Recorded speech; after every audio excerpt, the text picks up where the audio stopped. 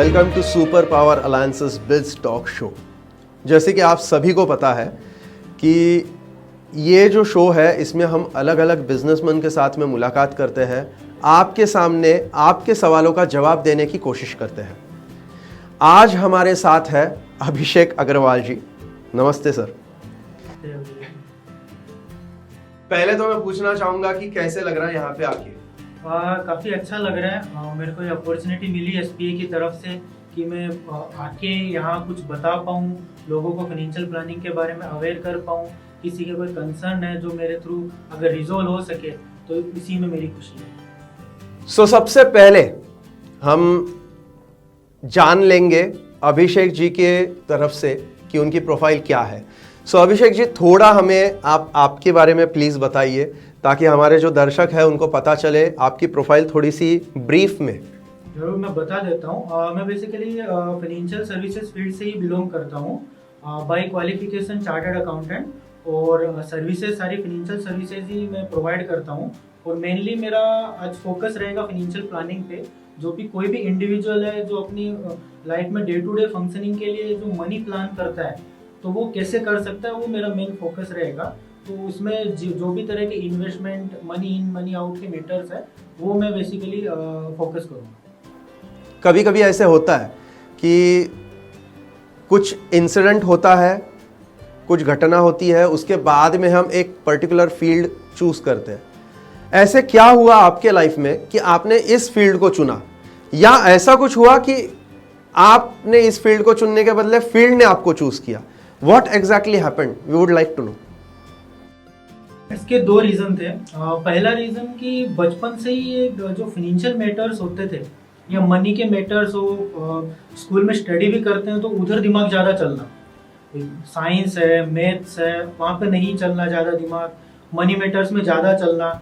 तो वो एक रीज़न था। तो वहीं से ये क्लिक हुआ कि अगर मैं चार्टर्ड अकाउंटेंसी करूँ कोर्स तो आगे बढ़ सकता हूँ और उधर मेरा दिमाग ज़्यादा चल सकता है। एक वो हुआ। दूसरा, मार्केट में बहुत तरह के प्रोडक्ट होते हैं, इंश्योरेंस है, इन्वेस्टमेंट है, तरह तरह के अदर फाइनेंशियल प्रोडक्ट है, प्लान्स है। उन सबको एनालिसिस वाला जो पार्ट है वो हमेशा से मेरी हॉबी रहा है। तो उसको मैंने कन्वर्ट किया, देन फिर उसको मैंने एज अ फाइनेंशियल सर्विसेज अपना करियर स्टार्ट करने की सोची। तो मेन रीज़न तो वही था। दूसरा रीज़न ये था कि अगर साइंस में, इंजीनियरिंग में जाओ तो इंजीनियरिंग मेरे टाइम तक ये हो चुका था कि शायद उधर जाके प्रॉपर सक्सेस मिले ना मिले, वो कंफ्यूजन था। देन अगर साइंस में जाओ तो साइंस में कभी अगर मेडिकल फील्ड में जाओ तो उधर कभी दिमाग चला नहीं ज़्यादा, और ना इतना इंटरेस्ट था। देन एक्सपेंसेस भी काफ़ी हाई थे जो मैं उस टाइम पे अफोर्ड नहीं कर सकता था। इसके लिए मैंने ये फील्ड चूज किया। ग्रेट ग्रेट, बहुत ही बढ़िया एक्सपीरियंस रहा। और अभी हम जो हमारा मेन एजेंडा है उस पे आते हैं, that is explaining the facts. तो कुछ आपके पास ऐसे एग्जाम्पल्स होंगे, कुछ प्रेजेंटेशन होगा, या फिर कुछ आपके पास एक्सप्लेनेशन होगा जो आप ऑडियंस तक पहुंचाना चाहो, जिसकी वजह से हमें आपके बारे में ज़्यादा पता चले। जो फाइनेंशियल प्लानिंग के बारे में आप बात कर रहे हो उसके बारे में हमें थोड़ा पता चले। So can you please brief us about that? तो बेसिकली अगर फर्स्ट मैं बोलूँ कि सबसे मेन चीज़ क्या है, वो है सेविंग। तो पावर ऑफ सेविंग क्या है कि कैसा एक आदमी है मिस्टर ए, लेट से उसका इनकम है 1 lakh per month, 1 lakh per month है। दूसरा है मिस्टर बी, उसका इनकम है 50,000 पर मंथ। तो अब दोनों का अगर इनकम देखो तो एक का डबल है, लेकिन मिस्टर ए 80,000 खर्चा करता है, 20,000 सेव करता है। मिस्टर बी 25,000 खर्चा करता है, 25,000 सेव कर लेता है। अब एक के पास 25,000 महीने की सेविंग है, एक के पास 20,000 की। 15 साल बाद कौन रिच होगा? अगर 15 साल में नॉर्मल सेव किया, कहीं इन्वेस्ट नहीं किया, घर में पड़ा है पैसा, तो भी अगर मिस्टर ए के पास देखो तो कुछ 35 लाख 36 लाख रहेगा। एंड देन मिस्टर बी के पास अगर जाओ तो उसके 45 लाख हो जाएगा। तो ये ना बेसिकली पावर ऑफ सेविंग है।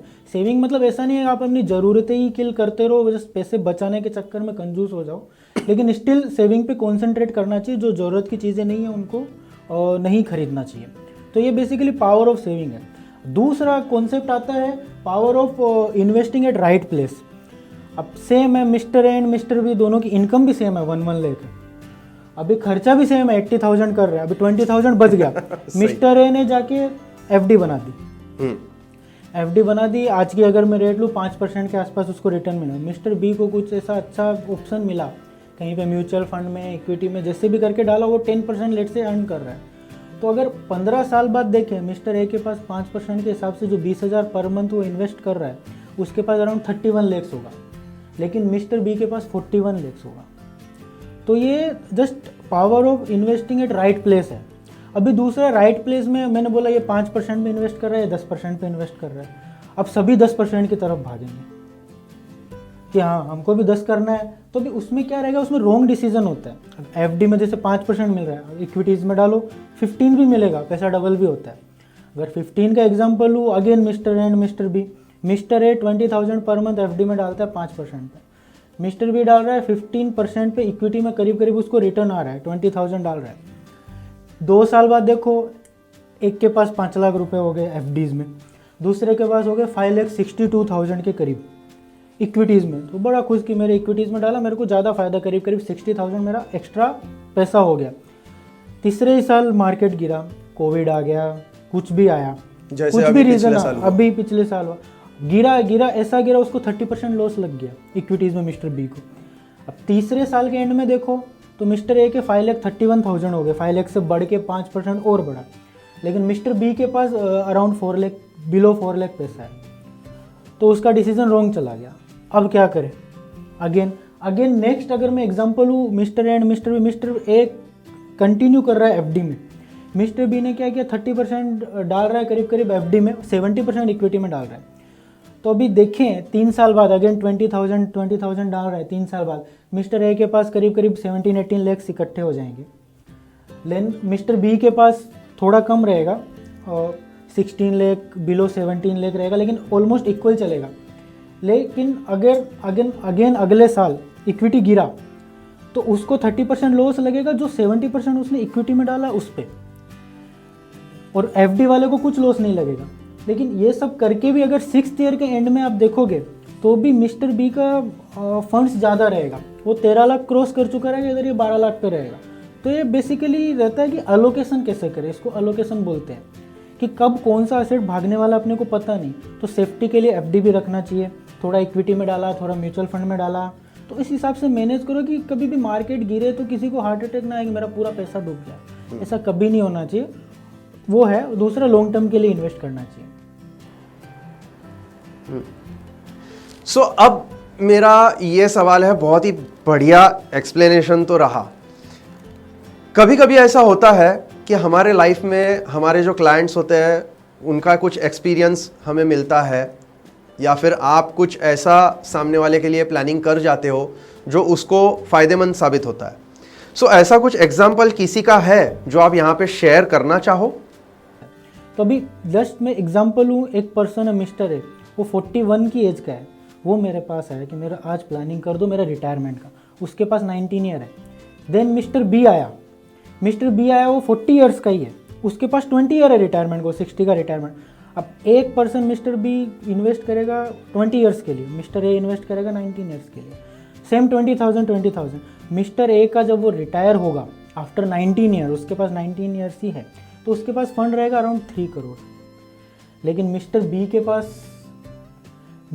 पास रहेगा 3.5 करोड़, करीब करीब 20,000 अगर पर मंथ इन्वेस्ट करता है, 1 साल पहले चालू करता है तो 50 लाख का डिफरेंस आ जाता है। थैंक यू सो मच, बहुत ही बढ़िया एक्सपीरियंस रहा। तो ये हम अभी जानना चाहेंगे कि हर किसी को फाइनेंशियल प्रॉब्लम्स होती है अपने लाइफ में, और इसको सॉल्व करने के लिए अलग अलग पैंतरे, अलग अलग तरीके इस्तेमाल किए जाते हैं। कभी हम दोस्तों से उधार मांगते हैं, कभी लोन लेते हैं। तो ये लोन लेने की नौबत ना आए, या फिर कभी हम किसी प्रॉब्लम में ना फंसे, तो ऐसा कौन सा बेस्ट टाइम है जो आप हमारे दर्शकों को बताना चाहोगे that people should come to you? When should people come to you? कब और क्यों आना चाहिए उनको आपके पास? मेरे हिसाब से तो तुरंत आना चाहिए, आज और अभी, क्योंकि इसका कोई टाइमिंग नहीं होता। These all are money matters. तो पैसा कब नहीं लगता, आपको अगले ही सेकंड पैसा चाहिए। तो जितना जल्दी आएंगे उतना ज़्यादा अच्छा है, ताकि प्रॉपर प्लानिंग हो सके, आप अपने फाइनेंसेस मैनेज कर सकें। तो अभी मैं बताता हूँ how we can serve you. Basically हम लोग कोई भी अगर आता है तो एज ए एडवाइजरी उसको 1 पेज में उसका पूरा प्लानिंग करके देते हैं जो कि वो फॉलो कर सकता है। देन विथ डिसिप्लिन अगर वो फॉलो करता है तो अपने गोल्स अचीव कर सकता है। तो ये मेन चीज़ है जो हम उसको प्रोवाइड करते हैं। गोल बेस्ड रहता है, उसके शॉर्ट टर्म और लॉन्ग टर्म गोल्स भी हम बाइफिकेट करके किसके हिसाब से उसको क्या करना है वो बताते हैं। हमारे पास सारे एसेट क्लास है, इक्विटी, डेट, गोल्ड, बॉन्ड में डालना हो, एनपीएस में डालना हो, सब कुछ अवेलेबल है। सब कुछ एक ही मोबाइल ऐप के थ्रू होता है। प्लस फिलहाल इस प्लानिंग के कोई चार्जेस नहीं है, किसी भी तरह की ट्रांजैक्शन कॉस्ट नहीं है, सब कुछ एक ही मोबाइल ऐप से होगा। और अगर डीमेट खोल के आगे बढ़ना है तो वो डीमेट भी फ्री है।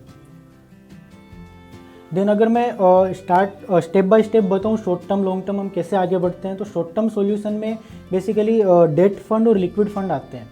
तो उसमें कैसा रहता है, अगर किसी को फंड 2 दिन के लिए 5 दिन के लिए भी कहीं पे रखना है तो बैंक में आज की डेट में अगर सेविंग बैंक अकाउंट में पड़ा है तो 3-3.5% मैक्स टू मैक्स उस पर रिटर्न मिलता है। लेकिन अगर डेट फंड वगैरह में डालो तो 6 to 7% रिटर्न जाता है। तो यहाँ पे मैं अगेन हाईलाइट करना चाहूँगा कि विथ सेम एग्जांपल कि मिस्टर ए एंड बी अगर 2 है, अगेन दोनों का 80,000 एक्सपेंस है 1 लाख इनकम के सामने, तो वो 80,000 वो महीने की 1 तारीख को भी नहीं करते हैं खर्चा और ना ही महीने की 30 तारीख को, वो स्प्रेड है पूरे मंथ में। तो अगर उसको वो 80,000 जैसे महीने की 31 तारीख को उसके पास पैसा आया तो उसने पूरा का पूरा अगर लिक्विड फंड में डाल दिया, देन 5 तारीख को उसको 10,000 चाहिए वो निकाल लिया, देन अगेन 15 तारीख को उसको 15,000 चाहिए वो निकाल लिया। अगर इस हिसाब से वो आगे बढ़ा और वो 80,000 का जो रोलिंग पे उसको रिटर्न मिला 6 to 7% और सेविंग बैंक अकाउंट में रखता तो उसको 3-3.5 मिलता। तो उस हिसाब से उसको अगर ईयरली देखे वो तो सेविंग बैंक अकाउंट में रख के 1300-1400 मिलता और यहाँ पे उसको करीब करीब 2300-2400 मिल जाएगा। तो ये बेसिकली शॉर्ट टर्म प्लानिंग है। लॉन्ग टर्म प्लानिंग में अगर मैं आऊँ तो अपने पास म्यूचुअल फंड है जिसमें आप लमसम पैसा डाल सकते हो जो कि आपको लगता है कि 5 साल आपको नहीं रिक्वायरमेंट है। और बाकी लॉन्ग टर्म जो मेजर गोल है उनके लिए अगर आज पैसा नहीं आप SIP कर सकते हो कि मंथली 1,000 रुपी, 2,000 रुपी, इवन 50,000 अगर जितना भी है वो अगर डाला तो 10-15 ईयर के बाद एक बिल्टअप हो जाता है। तो ये मेनली है। तो उसके लिए कैसे रहता है, SIP कैसे वर्क करता है, you need to sit with your financial adviser, अपने गोल बताओ, उसको नोट डाउन करो, कितना अमाउंट चाहिए वो बताओ, उस हिसाब से बैक कैलकुलेशन होके एक SIP अमाउंट डिसाइड होता है। तो उस हिसाब से आपके गोल अचीव होते हैं। अगर मैं एग्जांपल लूँ, अगर किसी ने 25,000 पर मंथ की SIP करी रहती अगस्त 2005 में, तो वो अभी 2019 तक अगर मैं लूँ बिफोर कोविड एरा या अगस्त 2020 तक भी लूँ तो वो अमाउंट 1.16 करोड़ हो गया रहता। अगर वही उसने लमसम डाला रहता करीब करीब 10 लाख तो आज 63 लाख हो गया रहता। तो ये बेसिकली पावर ऑफ इन्वेस्टिंग अगर गोल बेस आप प्लानिंग करो। नेक्स्ट कैसा है कि जैसा किसी को घर लेना है तो EMI चालू हो जाते हैं लोन लेके। अगर कोई बोल रहा है मेरे को 5 साल बाद घर लेना है तो EMI आज ही चालू कर लो ना, मंथली सेम अमाउंट निकाल के और म्यूचुअल फंड में डालते रहो तो 5 साल के बाद कुछ फंड इकट्ठा होगा, वो आप अपने घर परचेज के लिए यूज ले सकते हो।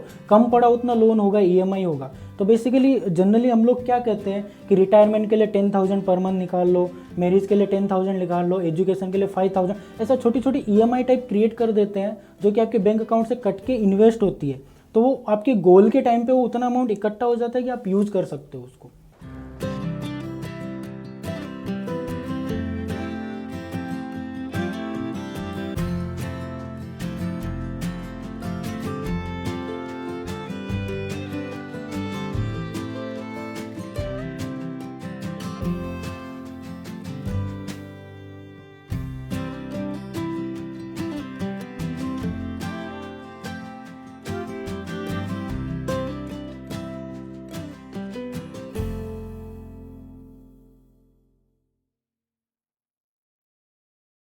Thank you so much for being the part of this Superpower Alliance's Biz Talk Show.